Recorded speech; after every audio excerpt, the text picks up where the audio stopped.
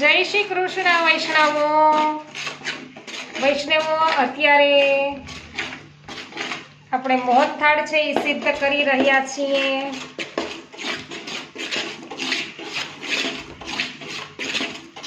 વૈષ્ણવો હજુ થોડો ઘણી વાર લાગે એમ છે, હજુ થોડોક લોટને શેકાવા દેવો પડે એમ છે। તમે કઈ રીતે મોહનથાળ કરો છો એ પણ કમેન્ટમાં અવશ્ય જણાવજો।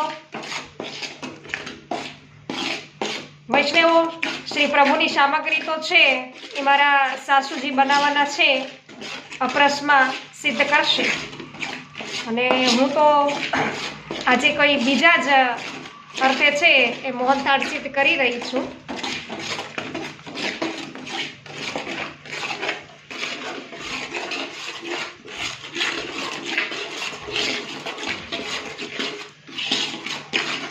વૈષ્ણવો થઈ જશે એટલે પોસ્ટમાં અવશ્ય ફોટો છે એ શેર કરી દઈશ।